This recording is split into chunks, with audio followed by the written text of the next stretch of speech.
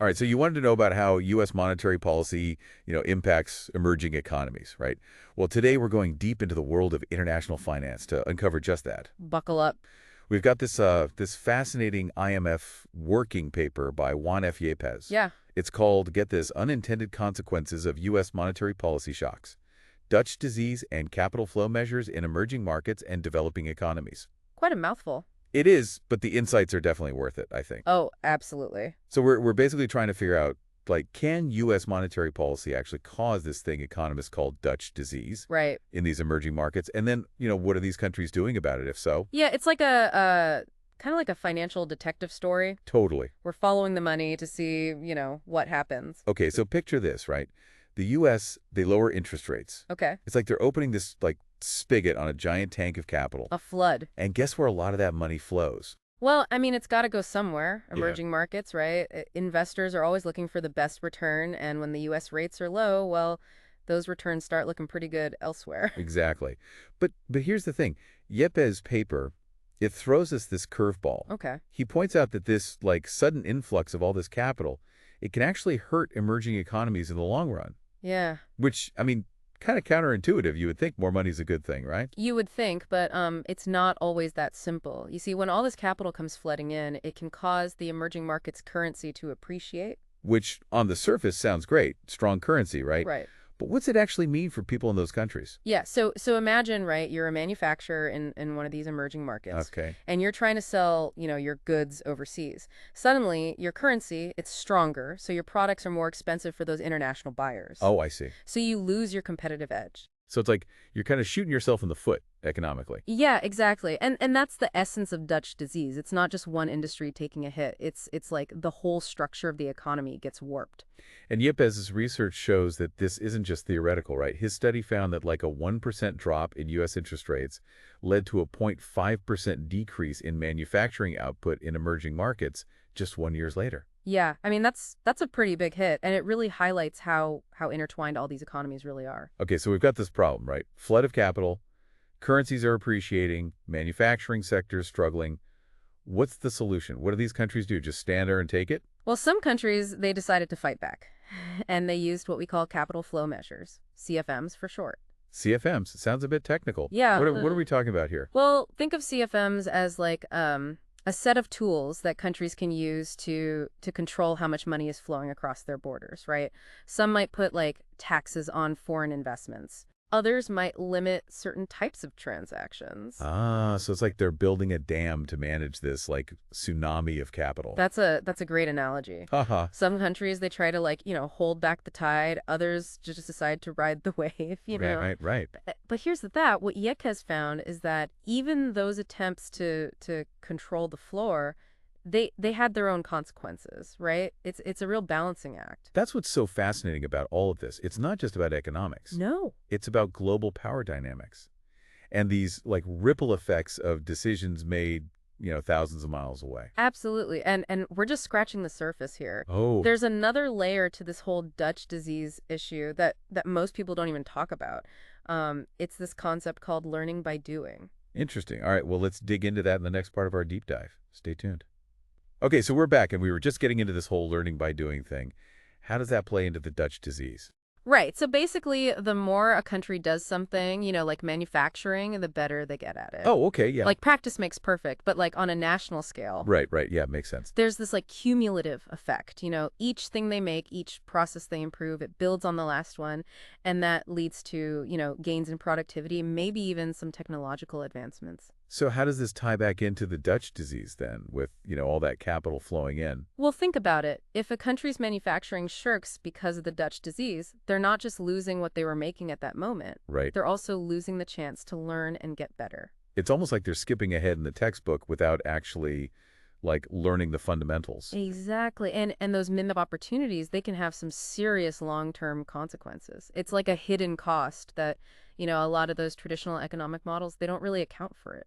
Makes sense. So what did Yepes actually find in his research about this? Did he put some numbers to those potential losses, from this learning slowdown? He did. He actually created a theoretical model to try and simulate how U.S. monetary policy, like those dropping interest rates, how that would impact an emerging economy that's experiencing this learning by doing in their manufacturing sector. Oh, wow. So like a virtual laboratory to test out these different situations. Exactly. And the results were pretty interesting. The model showed that when Dutch disease hit, that country didn't just experience those, immediate losses that we talked about, the economic ones, Right. but they also saw a pretty noticeable decline in how fast they were learning. So they were kind of falling behind, like on a technological treadmill or something. Yeah, that's a great way to put it. And the longer that the Dutch disease stuck around, the bigger that cumulative impact was on their learning and how much they could grow, potentially. Okay, so we've established that Dutch disease can be a real drag on a country's long-term economic prospects.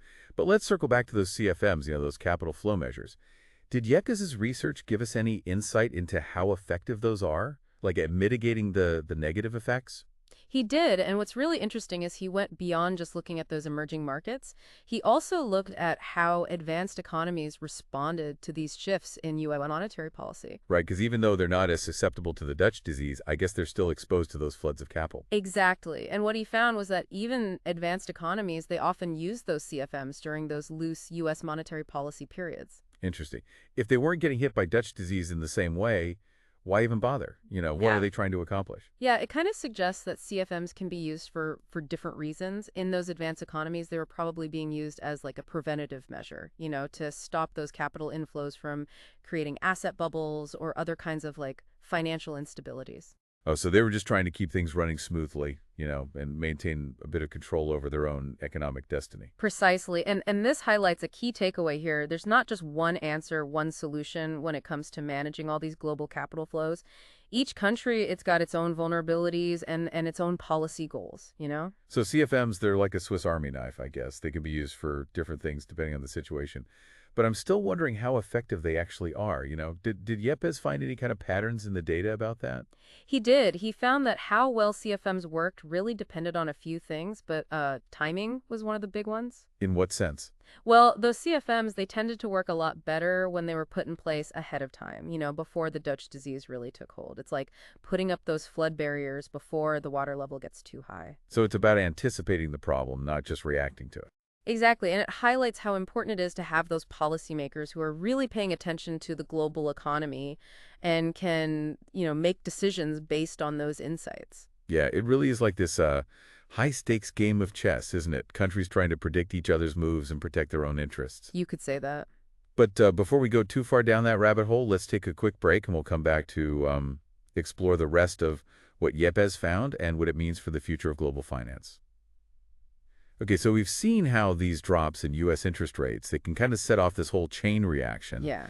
leading to that Dutch disease that we've been talking about in these emerging markets. Right. And some countries are trying to, manage those capital flows, all that money moving around Mm-hmm. with those CFMs, those capital flow measures. Exactly, yeah. But it sounds like timing is really key here. It is. You were saying that those CFMs, they work best when they're put in place, like before the problem really hits. Absolutely. That was one of Yekas's big points. Yeah. Trying to control those flows once, everything's already in motion. Well, it's kind of like closing the barn door after the horse has already run off. Yeah, too late then.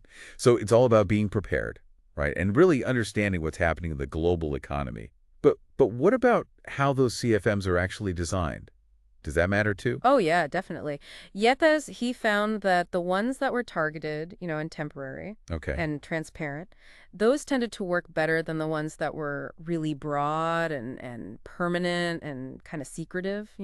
Okay, can you give me an example? What would a targeted CFM look like? Sure. So imagine a country, right? And they want to kind of discourage those short-term investments, the ones that are, just kind of speculative and can make the market all volatile. Yeah, okay. They might do something like, oh, put a tax on any capital gains from investments that are only held for, say, less than a year. Oh, so they're not like completely shutting off the flow of money. No. They're just trying to encourage those investors to think more long term. Exactly. And that temporary aspect, that's important too. It's like saying, hey, this isn't forever. Right. It's just to kind of smooth things out a bit. So everyone stays calm, keeps investing. Exactly. And what about transparency? Why is that so important? Well, if the policymakers are clear about what they're trying to do, how these CFMs are actually supposed to work, Yeah, well, that makes things less uncertain for the market, right? Investors are going to behave a little bit more rationally if they understand the rules of the game. makes sense. But it seems like, making these CFMs work, it's got to be tricky. It is. It's like walking a tightrope, Yeah, right? it You've got to is. control those flows, but you don't want to scare away investment altogether. You got it. It's a real balancing act. There's no like one size fits all solution here. You need to really analyze things, think strategically, and be ready to, adjust as things change. But even with, the best designed CFMs, they can only do so much, right? It's not like they just solve everything. That's true. Yepes, he was really careful to say that CFMs, they're just one piece of the puzzle. Okay. They can't replace other economic policies. So it's not enough to just like, build those dams. You've got to make sure the whole like economic foundation is strong. Exactly. Things like, being responsible with government spending, Right. making it easier for businesses to operate, investing in, education and infrastructure. Hmm. All that's essential for a healthy economy, one that can, stand up to whatever comes its way. So the CFMs, they might buy you some time, Right. but they're not like a magic wand, that just fixes everything. Nope. It's all about using all the tools that you have, the whole toolbox to deal with this complex global economy. So, wow, we've learned a lot today. We have. U.S. monetary policy, it can have all these like ripple effects all over the world, sometimes causing these unintended consequences in those emerging markets. Right. And those CFMs, they could be useful for dealing with some of those effects, Hmm. but they're not, a perfect solution. No, it's all about balance, really understanding the specifics of each situation and then making those smart decisions, Yeah. ones that are based on, both the economic theory Right. and the real world data. Well, this has been, a really eye-opening deep dive. Thanks for explaining all this. It's been my pleasure. It's a fascinating topic, and I hope, our listener has a better understanding now of how connected our global financial system really is. Absolutely. And remember, for all the complicated stuff that we've talked about today, economics is really about people. That's right. It's about understanding the choices that we fight, individually and together and how they shape the world around us. We hope you enjoyed this deep dive, and we encourage you to keep learning about these important topics. Until next time.